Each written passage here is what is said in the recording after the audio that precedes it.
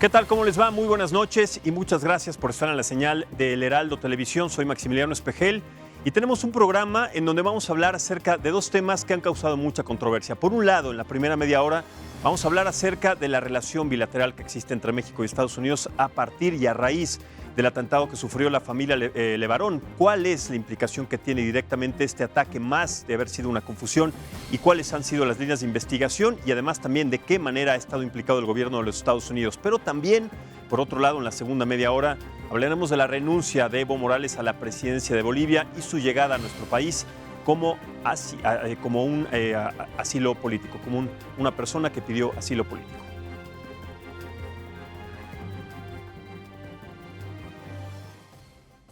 Quiero muy brevemente darle la más cordial bienvenida a Evo Morales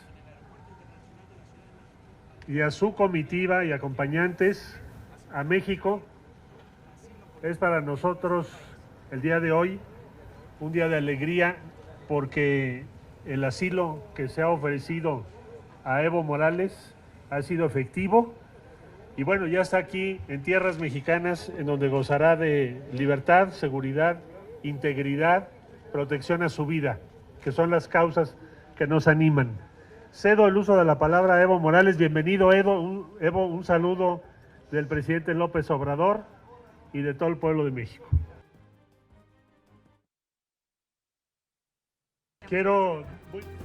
Bueno, estas fueron las palabras del canciller Marcelo Ebrard al recibir a Evo Morales en nuestro país. También seguramente usted ya escuchó las declaraciones de Evo Morales al respecto, pero después de 3 semanas de protestas por su reelección, señalada además con muchísimas irregularidades y luego de que las Fuerzas Armadas y la policía le sugirieron dejar el cargo, Evo Morales renunció tras 14 años en el poder en aquel país sudamericano. México le ofreció entonces asilo político, medida que inmediatamente aceptó. Y esta mañana, como ya lo sabemos, llegó al antiguo hangar presidencial en donde fue recibido por el canciller mexicano Marcelo Ebrard. Y aquí le decimos también y le presentamos estas palabras que ofreció. Estamos muy agradecidos porque el presidente de México, gobierno del pueblo boliviano, me salvó la vida. ¿Por qué digo esto? El 9 de noviembre, sábado, cuando llegaba a la zona del trópico de Cochabamba, un miembro del equipo de seguridad del ejército me informó y me hizo leer mensajes, me comentó llamadas que pidió que le entregara a cambio de $50,000 un día antes de nuestra renuncia. Y algunas informaciones puedo comentarles. Por eso digo, y estamos muy agradecidos, hermano canciller, muchas gracias por salvarnos la vida. Bien, para analizar estos temas, entonces, como le dije al principio, vamos a empezar primero con el tema de la relación bilateral que existe en Estados Unidos y México, entre estas dos naciones, y también a partir del atentado a la familia Levarón. Presento primero, para analizar este tema en la mesa del día de hoy, a Eric Rojo. Él es coronel retirado del Ejército de los Estados Unidos y también especialista en temas de seguridad. Muchísimas gracias y bienvenido. Un placer, buenas noches. Muchas gracias. También está con nosotros Raúl Cortés. Él es internacionalista y experto también en temas de seguridad y los temas que vamos a platicar acerca de la relación bilateral entre Estados Unidos y México. Muchísimas gracias, Raúl, y bienvenido. Gracias a ustedes, mucho gusto. Muchas gracias. También está con nosotros Jessica de Alba. Ella es internacionalista e investigadora de la Universidad de Anáhuac de México. También a quien agradezco muchísimo. Jessica, ¿cómo estás? Bienvenida. Muchas gracias. Muchísimas gracias. Y finalmente está con nosotros José Carreño. Usted lo conoce muy bien. Él es periodista, internacionalista y también columnista del Heraldo Media Group, también a quien agradezco siempre su presencia y su punto de vista objetivo en estas mesas de debate. Don Pepe, muchísimas gracias. Muchas gracias, Max. Un placer. Vamos a empezar entonces en esta primera media hora acerca de la coyuntura que tiene este problema, este atentado que de alguna manera y bajo las primeras investigaciones se ha considerado como una confusión, que confundieron a estos miembros de la familia Levarón, 3 mujeres, 6 menores de edad, con un grupo criminal, lo cual me parece de alguna manera y al principio, pues un poco simplista, dado que es mucho más o puede llegar mucho más allá un atentado de esta magnitud con este odio. Pero tomando en cuenta que esto por el otro lado, de alguna manera, Raúl, puede tener implicaciones con el gobierno de Estados Unidos porque el FBI está trabajando de manera cooperativa con agentes que no están armados en nuestro país sin tener ninguna injerencia. ¿De qué manera podemos pensar que esto podría tener una repercusión si este caso se podría llegar a considerar como un atentado terrorista, ya no como un ataque doméstico de nuestro país, sino como un atentado terrorista? Esto tendría implicaciones distintas, quiero pensar, del gobierno de los Estados Unidos para la participación en esta investigación, ¿no es así? Pues es interesante que preguntes esto porque yo quería hacer una comparación, o por lo menos a poner sobre la mesa la posibilidad de comparar esto que sucedió con la familia Levarón en Chihuahua, en Sonora, con lo que sucedió en El Paso, ¿no? Es decir, y es una comparación incómoda. En los atentados terroristas en los atentados terroristas del Paso. Es decir, estamos hablando de que lo que sucedió en El Paso es que un francotirador, una persona enajenada, disparó contra personas, muchas de ellas de origen mexicano, e inclusive el gobierno de México reaccionó a eso. Exigiendo claramente que se trajera a esta persona, que se repatriara, Y podríamos ver que la otra cara de la moneda podría ser algo como lo que ha sucedido ahora en este caso de la familia Levarón. Claro. Entonces sí creo que, y de hecho, bueno, no ha habido una queja diplomática, ¿no?, de parte del gobierno de Estados Unidos, pero sí, pues Trump se ha manifestado bastante con dureza sobre cómo México está manejando su lucha contra los cárteles de droga, ofreciéndose incluso para ayudar de alguna manera, y habría que ver, ¿no?, hasta qué punto eso puede escalar en lo que es la relación diplomática entre Estados Unidos y México, entre Washington y México.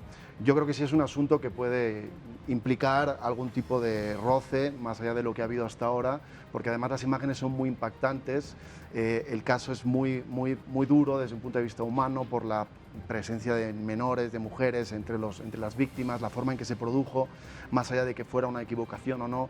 Y todo eso, pues al final, de cara a la opinión pública, lo que hace es generar mucho ruido, y con razón, probablemente, y habrá que ver. Yo creo que sí puede ser un motivo de discordia, y más aún teniendo en cuenta pues la campaña electoral en Estados Unidos, y que pues Trump tiene entre sus ejes de campaña pues señalar a México como un país peligroso del que vienen muchos inmigrantes, de que llegan muchos inmigrantes allí, y bueno, acuérdense de todos los descalificativos que utilizó Trump en su momento en 2016 para ganar la elección contra los mexicanos, ¿no? Entonces creo que sí puede ser un elemento importante. Totalmente, Jessica. A ver, tomando en cuenta que esta es una zona en donde el trasiego de droga es constante y estos grupos criminales a los que se les fue en un inicio adjudicado este atentado terrorista, uno es La Línea, el otro es, o sea, son grupos que se dedican al crimen organizado, pero al narcotráfico.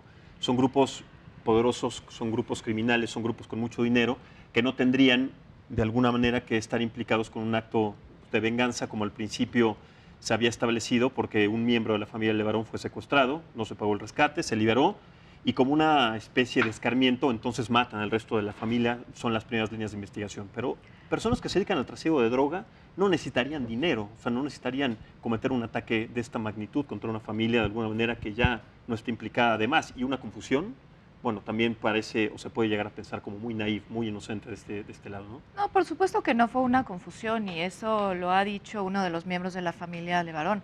Esto es un mensaje clarísimo de que ese es territorio de nadie, de que ahí las fuerzas de México, las fuerzas del Estado no pueden actuar, y haber acribillado de la manera y matado de la manera que lo hicieron a estas personas, sabiendo que eran mujeres y niños, porque una de las mujeres se bajó del coche, Cristina, y se bajó tratando de proteger a los demás diciendo, somos mujeres, somos niños, no estamos armados, y de todas maneras los calcinaron.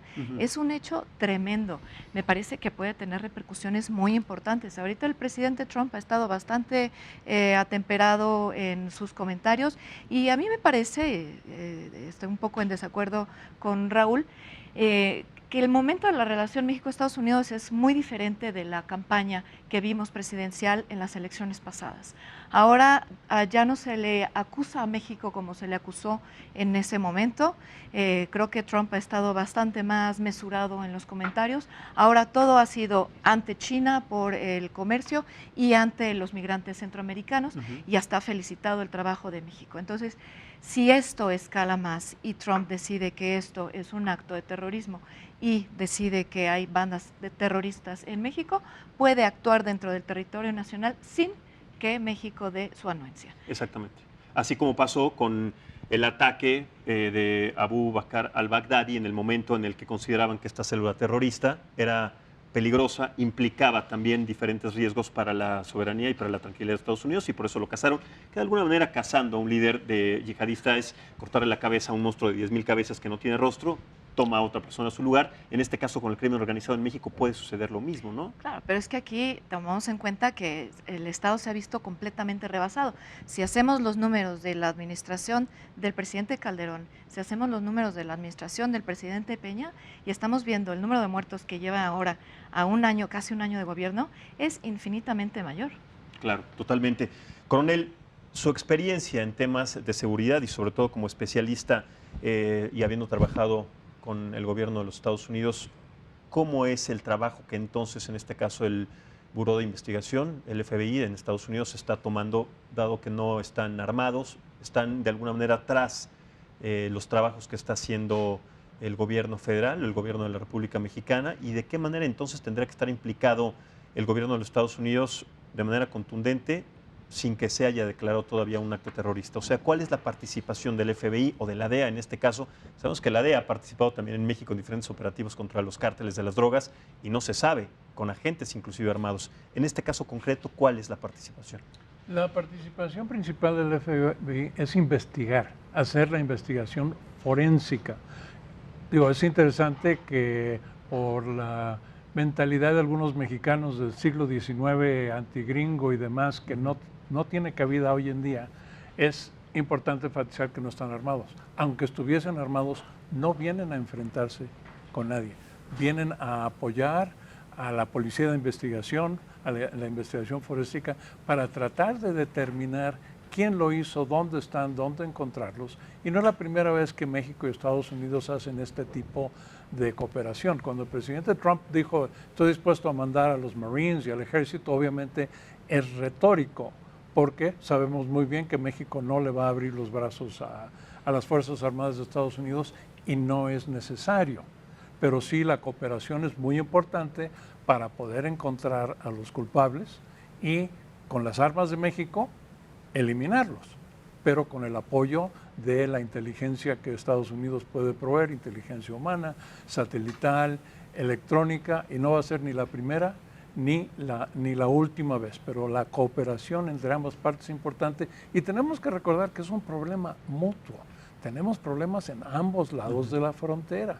Digo, Estados Unidos es el mayor consumidor de drogas en el mundo. Siempre y cuando consumamos drogas, alguien las va a vender. Y a pesar de que tenemos una patrulla fronteriza y demás, ahorita están distraídos con los migrantes, no hay la capacidad de parar, no solamente lo que viene de México, la cantidad de drogas que están viniendo de China, pero siempre es muy fácil echarle la culpa a una sola persona, igual que con el tema de las armas. Hay armas que sí se compran legalmente en Estados Unidos. México no tiene una patrulla fronteriza para detener todo lo que entra en México, pero es importante saber que el Pentágono tiene un equipo que le da seguimiento a todas las armas que vende Estados Unidos en todo el mundo por número de serie, por lote y demás. Se puede determinar esa calibre 50 que salió en Sinaloa, no se compró en Estados Unidos por los sicarios.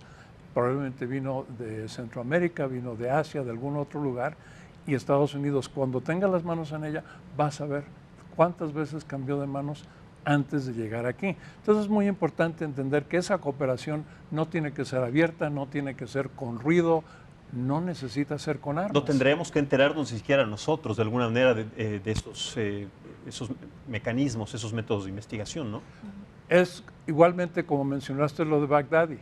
No se anuncia hasta el momento que sea, porque en el momento que empiezas a anunciar lo que estás haciendo, obviamente le estás diciendo a tu oponente, a tu enemigo.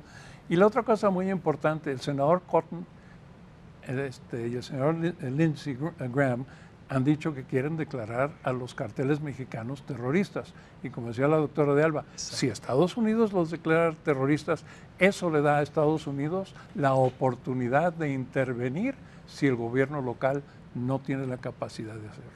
Ese es un tema muy interesante porque entonces ya aquí entra un tema en donde la reelección para el siguiente periodo del 2021 de los Estados Unidos puede tomar forma, dado que Donald Trump está en un posible riesgo de impeachment.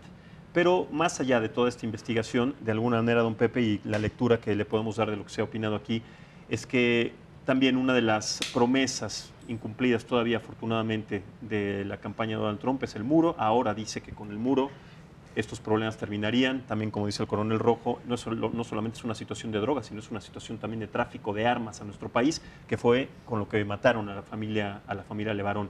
Entonces, de alguna manera, su lectura, y a partir de lo que se ha vertido aquí en la mesa, ¿cuál es? Un par de cosas, ¿no? Por un lado, el gobierno de Estados Unidos habla en cierta forma con dos bocas siempre. Me refiero la boca del Ejecutivo, que es el que lleva adelante la política exterior, y la boca del Legislativo, donde los legisladores virtualmente pueden decir lo que se les pegue su regalada gana, y frecuentemente lo hacen. A veces dicen cosas coherentes, a veces no. Pero en este caso, el que dos senadores del Partido Republicano tan influyentes como Graham y como Cotton lo hayan dicho, pues es una campana de alarma, ¿no? Esto es porque, como dijo el coronel, la declaración de grupos terroristas le da legalmente la autoridad dentro de Estados Unidos al ejército, a la Agencia Central de Inteligencia y a todo esto, de enviar equipos, valga la expresión, a hacer algo como tipo al-Baghdadi. México no lo recibiría bien, ciertamente, no sé, pero tampoco, como dijo Jessica, tampoco hay posibilidades de detenerlos. Esto es, en este caso, por ejemplo, el atentado fue a 80 kilómetros de la frontera con Estados Unidos. Entonces, y pues como hicieron con al-Baghdadi, pueden entrar y salir sin que nos demos cuenta y de repente, o sea, hechos consumados.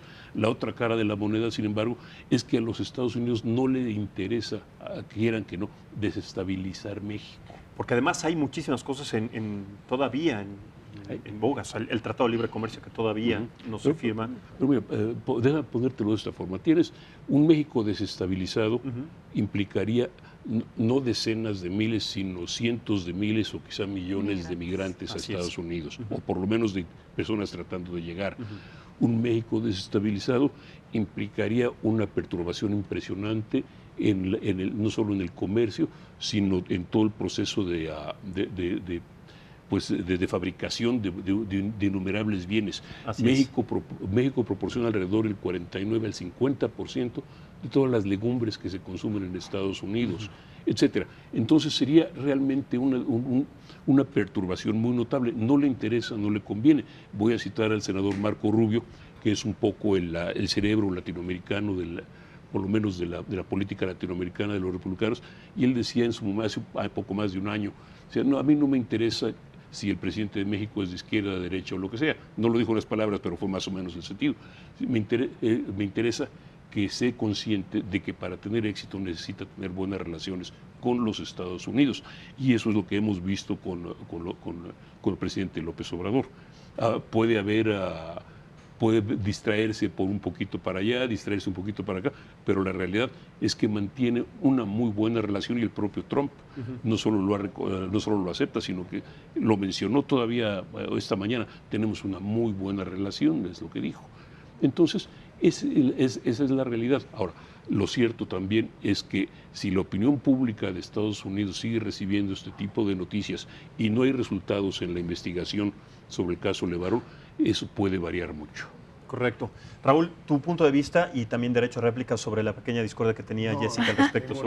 Porque es un debate, o sea, es importante generar a partir de las ideas y de los puntos de vista este debate para encontrar siempre coyunturas y siempre un eje en el que podamos entender de alguna manera cuál es pues, la implicación que tiene al principio un ataque y un atentado que tiene proporciones, ya lo vimos, muy grandes y de implicaciones también internacionales, ¿no? Bueno, yo pienso, y estoy de acuerdo con Pepe, en que a Estados Unidos le interesa que haya estabilidad, le interesa sobre todo controlar el tema de migración. En ese sentido, López Obrador está haciendo los deberes, las tareas, mucho mejor incluso que sus antecesores, con todo el tema de la Guardia Nacional, que ha sido sobre todo puesta a disposición del trabajo de enfrentar el tema migratorio. Pero eso no fue una petición directamente y además con implicaciones comerciales de los Estados Unidos. Pones un muro humano, que fueron 16,000 miembros de la Guardia Nacional, o se acaban o le ponemos aranceles a diferentes productos. Por eso en ese sentido, Yo creo que Estados Unidos está tranquilo y eso es lo que le preocupa principalmente, eso y que no haya inestabilidad social, que la economía funcione más o menos, etc. Ahora bien, efectivamente, estos casos hacen mucho ruido en la opinión pública, el tema de Levarón. Pienso también que lo que sucedió con el hijo del Chapo en Culiacán, pues es otro caso que la verdad, o sea, desde un punto de vista... Bueno, y Coatzacoalcos, y Guanajuato, y Michoacán, y Veracruz, y vamos a ver, no está la lista porque sería interminable, ¿no? Y desde el punto de vista de la tendencia que tiene la narrativa oficialista estadounidense, sobre todo republicana, de hablar de México como un estado fallido en muchas ocasiones, una situación como la que se produjo en Culiacán, en la que tuvieron que recular, digamos, las fuerzas del orden, porque no podían hacerse con el control, después de haber detenido a un narcotraficante buscado, etcétera. Digo, pues obviamente yo leía los diarios al día siguiente de los principales periódicos internacionales, el New York Times, el London Daily, El País, el Le Monde, en donde ponían en ridículo la estrategia del gobierno mexicano a partir de detener a un capo, al hijo de un capo, de una manera tan accidentada. O sea, fuimos el ridículo durante por lo menos una semana en esas publicaciones. Pues sí, yo creo que eso no ayuda en absoluto. Y en ese sentido, creo que, por un lado, si mantiene cierta estabilidad el gobierno actual en temas económicos y hace el trabajo en la parte migratoria, pues Estados Unidos va a estar tranquilo, pero si siguen sucediendo estas cosas, pues obviamente no solo es un tema para Trump o para el candidato que sea, sino también para los otros, ¿no? La oposición, etcétera. Yo pienso que sí sigue siendo un tema. Sí. Correcto. Jessica. No, lo único que hay que decir en este caso es que verdaderamente las instituciones mexicanas, no es que se quiera culpar a los sexenios anteriores, es que tenemos un debilitamiento institucional impresionante y no es que sea Trump el que esté acosando a México, es que si nosotros no ponemos orden en casa, pues con qué cara vamos a ver hacia cualquier lado del mundo. Fuimos la burla del mundo entero después de lo de Culiacán. Quiere decir que el Estado es incapaz de manejar sus temas de seguridad y eso es muy preocupante porque vamos de mal en peor. Totalmente. Ahora, coronel, el tema de las armas, del tráfico de armas a México es un problema que lleva 10 años. En los últimos 10 años se calculó un número de más de 1,5 millones de armas que llegaron de manera ilegal a nuestro país. Sabemos que la mayoría están en las manos del crimen organizado. Y tomando en cuenta la posición del gobierno mexicano después del ataque del Paso, Texas, como bien lo mencionaba Raúl, ¿por qué los Estados Unidos no han puesto también una situación o una exigencia parecida como la que puso en su momento el gobierno de México hacia los Estados Unidos con este atentado terrorista, dado que esta familia tiene doble nacionalidad? Bueno, aquí el paralelo es muy limitado porque la persona, y hemos visto que desafortunadamente en nuestra sociedad hay mucha gente con enfermedades mentales, emocionales que buscan una salida matando ya sea mexicanos, norteamericanos, a quien se le ocurra en esa locura en ese momento. Entonces ahí los declaramos terroristas nacionales y se les trata así. En este caso ya es un incidente más internacional en el sentido de que fue otro enfoque de inocentes, pero no de gente loca, no de gente enferma mentales, sino del crimen organizado. Entonces podemos hacer paralelos, pero vuelvo a repetir lo que te decía, las armas pesadas que hay en México del crimen organizado, aunque hayan sido manufacturadas en Estados Unidos, allá no las puedes comprar, allá no se pueden obtener. Se obtienen en Europa, en Asia, en lugares donde Estados Unidos ha vendido armas. Medio Oriente, los traficantes de armas internacionales pues tienen armas rusas, chinas, checoslovacas y demás, pero como comentaba hace un rato, hay ciertas cosas que siempre tienen que verse en la prensa. Lo que puedes comprar en Estados Unidos son pistolas, rifles semiautomáticos, AR-15 que es semiautomático, que de alguna forma pueden cruzar la frontera porque es porosa igual de norte a sur, pero las armas pesadas no vienen de Estados Unidos. A ver, eso es interesante porque la idea que se tiene generalmente es que todas esas armas, las que pertenecen al crimen organizado, estos calibres 50 con los que se puede derribar inclusive un helicóptero, vienen de los Estados Unidos, pero entonces entran por otra frontera, vienen de China, de Europa, de Rusia, etcétera, de estas nacionalidades. Mira, ¿de dónde vienen? Bajo la segunda enmienda, perdón, sí, yo puedo comprar armas en Estados Unidos sí, legalmente, claro, porque es mi derecho, sí, pero solamente cierto tipo de armas. y se están restringiendo los magazines para que tengan menos balas, menos repetición, las ametralladoras están prohibidas, los lanzagranadas están prohibidos. ¿Pero a partir de cuándo? Porque en el atentado de Las Vegas, el sujeto que le disparó a estas personas que estaban en un concierto era con armas semiautomáticas, que se supone que tendrán que estar reguladas también para el La uso exclusivo del semiautomática ejército. no está regulada. Lo que él tenía era lo que se llama el bump stock. Alguien Sí, que es- fabricó, que convierte una arma semiautomática en automática, que también está prohibido. Ujú. Pero igual que aquí en México, la mayoría de los ciudadanos tienen armas, están prohibidas. México es uno de los países más restrictivos de armas y todo el mundo tiene colecciones de armas en su casa. Digo, lo vemos todos los días. Es un problema interno de México. Pero que no armas solamente- como las del crimen organizado, como las que vimos en estos videos de No, Culiacán. estos esperemos calibres que no, 50. pero digamos, sí hay una gran distribución de armas en México que se pueden comprar ilegalmente. Creo que si cualquiera de nosotros va a Tepito y ofrece suficiente dinero, podemos regresar a casa con una camioneta llena de armas que no están reguladas aquí en México. Entonces, digo, es un problema mucho más allá de lo que hablamos de los soundbites de la prensa. Correcto. Yo sí, Raúl, sí quería con- hacer una cosa con- muy breve en relación a lo que comentaba el coronel sobre que no es posible hacer una comparación entre los dos casos. En los dos casos, en El Paso y el de los Levarón. y el de Levarón. Estamos hablando de que en El Paso es una persona sola con un con gran armamento disparando contra una multitud. Pero estamos hablando de que lo que pasó en Bavispe, en Sonora, por el testimonio de uno de los niños supervivientes, es un grupo de narcotraficantes, de sicarios, que detienen a unos vehículos donde viajan mujeres y niños menores de edad. Y según lo que dice uno de los supervivientes, una de las mujeres baja del vehículo y aun reconociéndola y viéndola como iba, le disparan contra los vehículos y se produce lo que se produce, el vehículo se calcina, etcétera. O sea, es decir, ¿a dónde voy?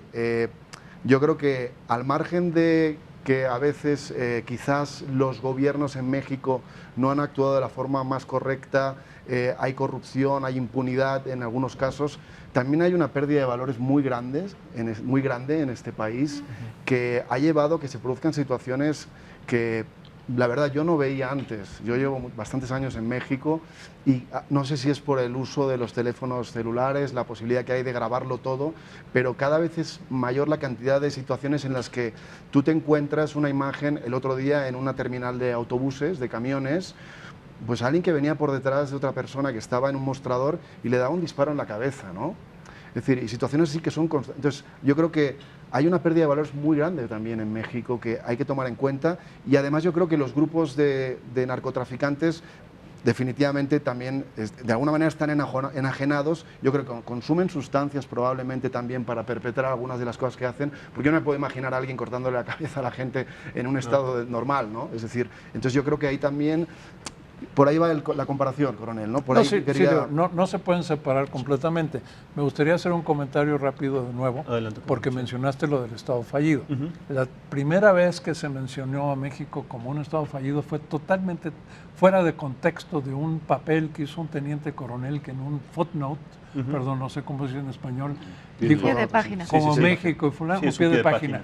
Y alguien lo sacó de ahí y dijeron, el gobierno de Estados Unidos, lo cual se desmintió. Pero hoy en día la situación sí indica que si México no puede controlar el crimen, si los asesinatos continúan y los abrazos y los balazos no cambian a una forma más definitiva, México está a medio centímetro de realmente ser un Estado fallido. Conclusiones, don Pepe, sobre este tema para dar el pie al siguiente. Bien, es un tema muy difícil. Estamos hablando de dos países.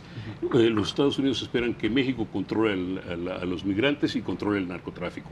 Y México espera que los Estados Unidos controlen el tráfico de armas y controlen el tráfico Situaciones el tráfico totalmente de dinero. imposibles, Es decir, ¿no? La realidad es que es, como alguien decía en su momento, es una cuestión de corresponsabilidad y tienen que cooperar las dos partes, ¿no? Porque al margen de todo, y tengo que estar en desacuerdo, un pequeño desacuerdo con Eric, muchas de las armas que llegan a México son automáticas hechizas, si se quiere decir de esa forma, no tanto porque se hayan comprado en armerías, pero los bares los puedes comprar o los podías comprar por correo si eras ciudadano de Estados Unidos. Y en las famosas ferias de armas en el sur de los Estados Unidos, en la región de Texas, etcétera, donde puedes, Sobre todo en Texas, claro. sobre todo en Texas, donde puedes encontrar una mesa donde alguien está vendiendo su AR-15 con todo lo respeto a la ley, y en el siguiente te encuentras una mesa en la que alguien está vendiendo el mecanismo y el instructivo para hacerlo completamente automático.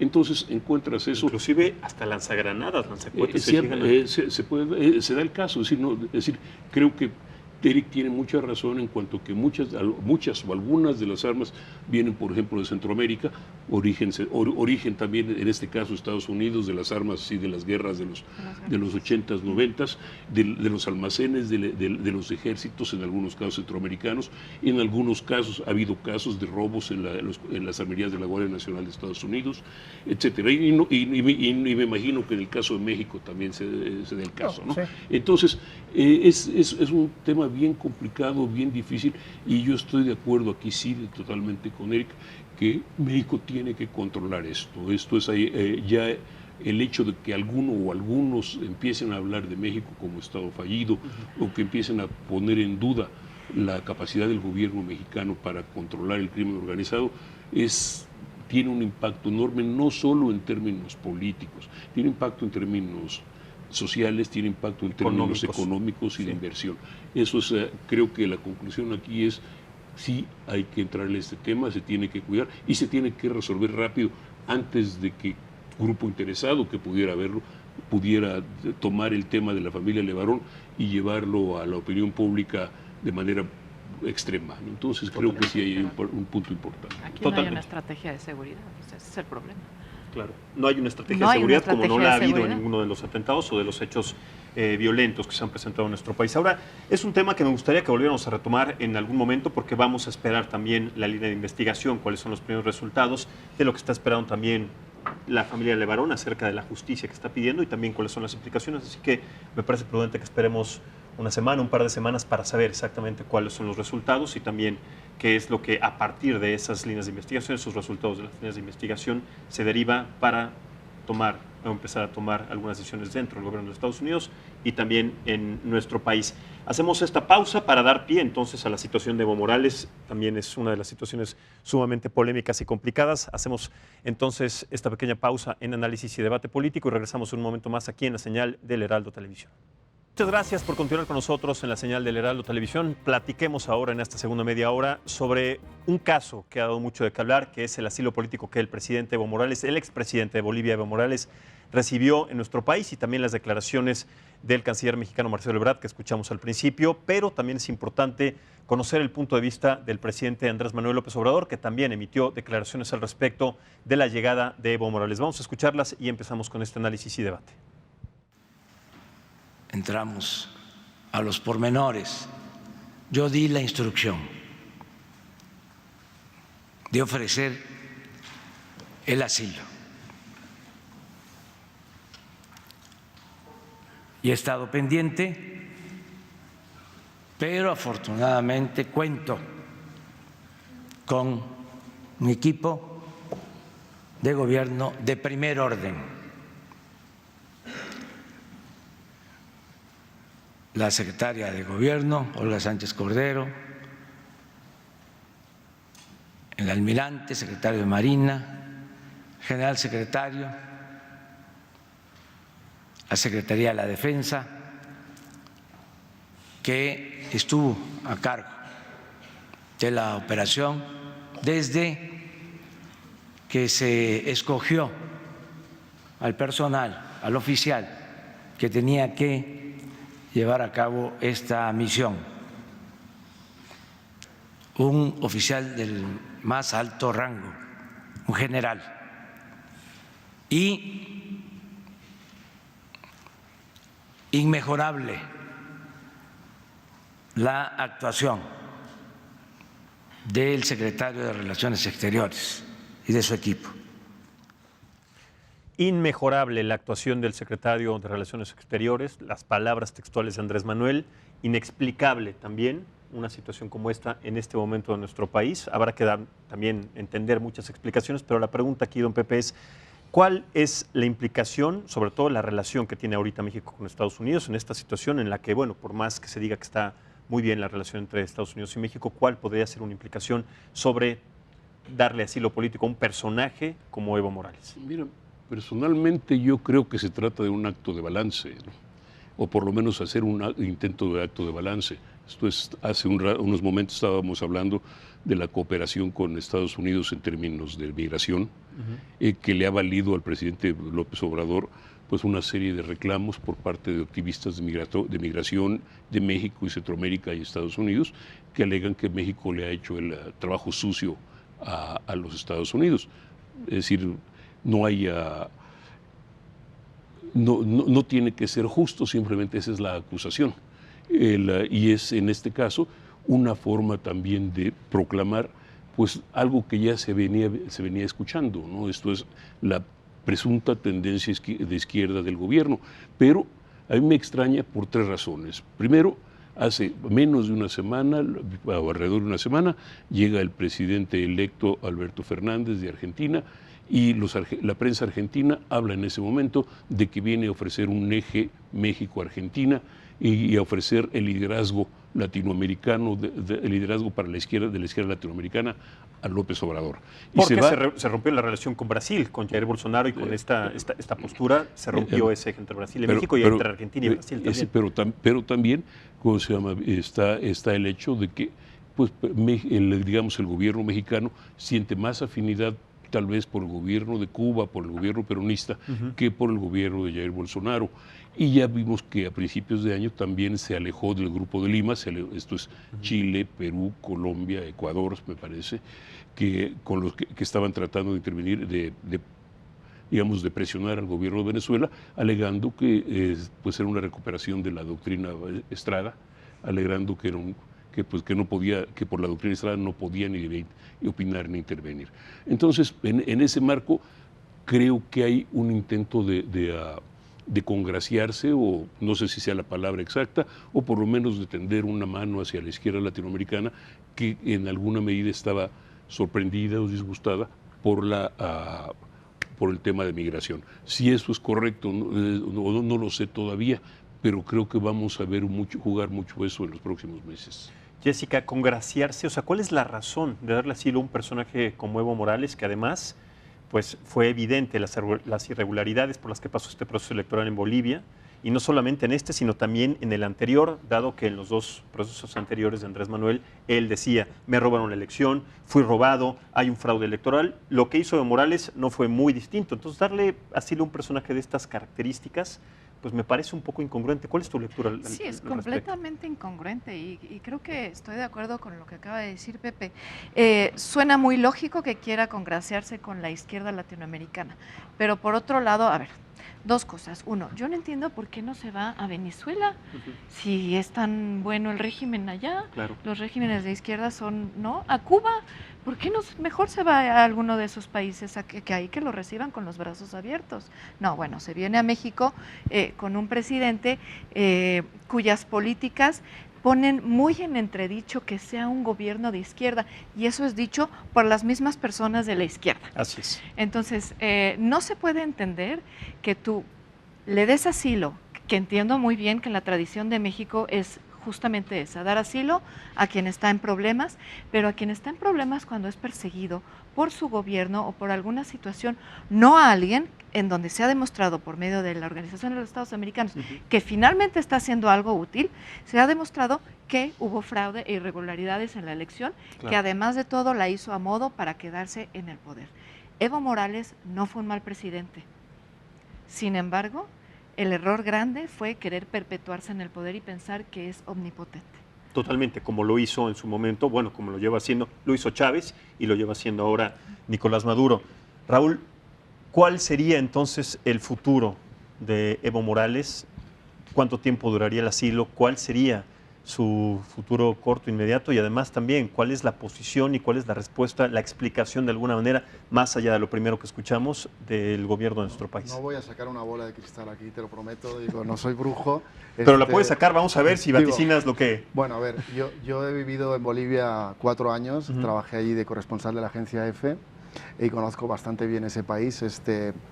Pero voy a empezar hablando de una cuestión que creo que en la que no coincido plenamente con lo que comentaban Pepe y Jessica, y es que para mí, bueno, no sé si es una coincidencia o no, no importa. El caso es que para mí lo que ha pasado con Evo Morales y México yo lo leo en una clave absolutamente de política interna de México.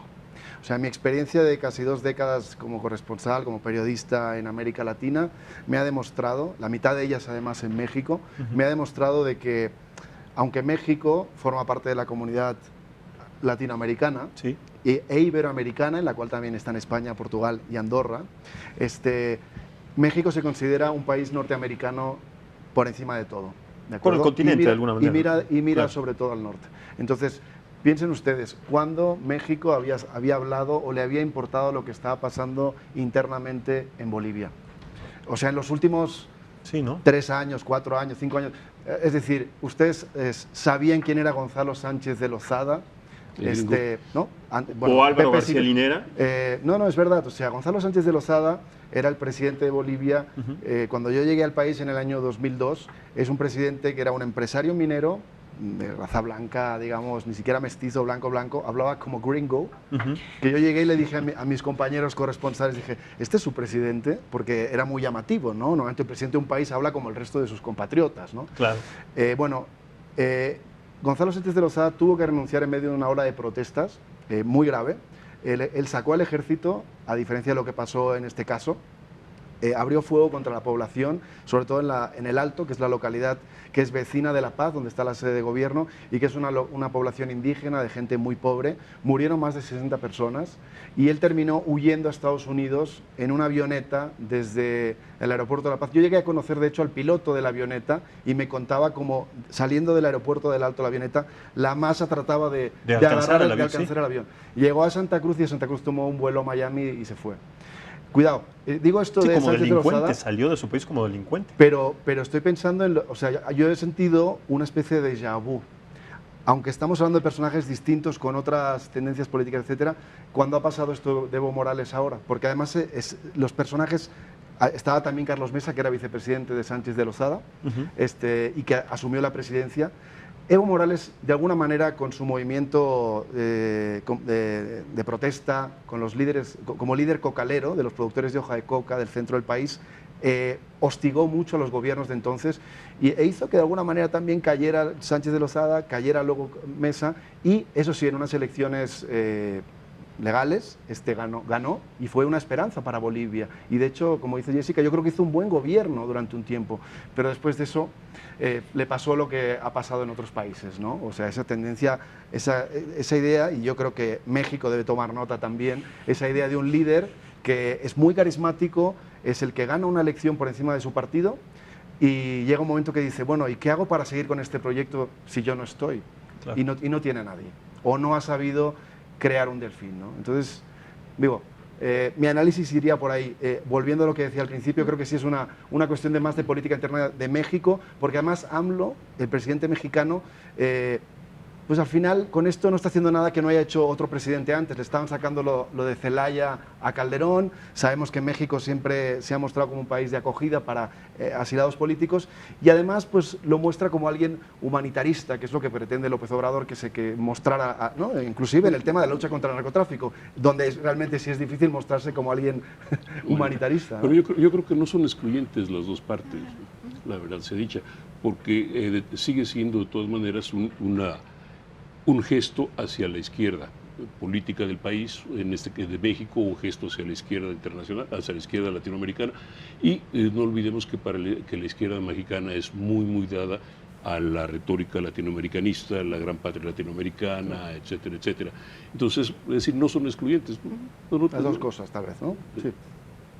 Su lectura, coronel, sobre todo las implicaciones que tendría directamente sobre la pregunta inicial en nuestra relación con los Estados Unidos y dada su experiencia como coronel de los Estados Unidos. Mira, en principio, Bolivia representa otro país de América Latina con tendencias de izquierda, pero que no tiene un efecto directo en la política internacional de Estados Unidos. Las compañías mineras siguen trabajando. Creo que una de las cosas que hay que reconocerle a Evo Morales es que él fue producto de la mala inversión en relaciones locales, lo que llamamos en el Ejército de Acción Cívica, de no haber invertido en donde tenían las minas, en donde salía todo el mineral. Entonces la protesta de Evo Morales era una protesta válida, que aparentemente algunas de las grandes empresas han prestado atención y han empezado a invertir en las comunidades. Los FARCs de Colombia también lo hacían por dinero porque Getty Oil no invertía en los gasoductos, en los oleoductos. Yo visité casi todos esos países en alguna posición militar, en alguna vez me senté con el presidente de Bolivia, que era compañero del Colegio Interamericano de Defensa. Me sentí muy fuera de lugar, sentado en la silla del vicepresidente platicando con él. Él era pues realmente una persona de origen indígena, no duró, no tenía la capacidad de ser presidente, pero a la larga no creo que tenga un efecto real en la relación Estados Unidos-México, pero sí me gustaría anotar algo. La rapidez. Hoy renuncia Evo Morales y 2 horas después está un avión presidencial mexicano en Perú, listo a ir por él. Digo, si atamos los cabos de tiempo, ustedes que son reporteros de investigación, creo que algo va a salir de atrás del escenario en preparación de esto, porque si hubiese sucedido en el orden de renuncia, petición de asilo y demás, hubiera tomado por lo menos 3 o 4 días para que el gobierno de Perú le diera permiso a un avión mexicano de la Fuerza Aérea aterrizar ahí y prepararse con acuerdo de, obviamente, quien esté de capacidad oficial en Bolivia, de dejarlos entrar y que se fuera claro, ni en Perú ni en la ciudad de Asunción, en Paraguay, se le brindó el permiso para que aterrizaran y para que tomaran un vuelo de estos lugares. Ahora, ¿por qué viene con su vicepresidente Álvaro García y con la exministra de Salud Gabriela Montaño? ¿Por qué con estos dos personajes? ¿Por qué no viene solo? ¿Cuál es la razón? Y además, ¿por qué esa prontitud, como bien lo señala el coronel Rojo? ¿Por qué esa urgencia para traer a Evo Morales? A esa parte no tengo ni siquiera teorías en cuanto a la urgencia. Estoy de acuerdo en términos de que parecía haber un acuerdo previo para que México ofreciera el asilo y que el avión llegara, porque también, a mí también me llamó la atención la prontitud con que llegó el avión del ejército. Ahora, la otra parte es, pues probablemente eran los acompañantes de Evo en ese momento, porque es decir, el vicepresidente renunció la mayor parte de su equipo.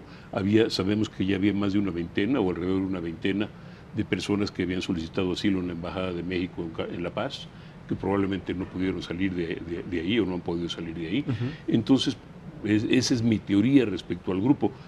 Si es correcta o no, eso sí no lo sé, la verdad. Yo puedo comentar una cosita. Claro, adelante, Eric. Yo conozco a Álvaro García Linera, que es el vicepresidente. Lo entrevisté en su momento en su casa también, al igual que entrevisté a Evo Morales cuando todavía no era presidente. Y era un político, un diputado más.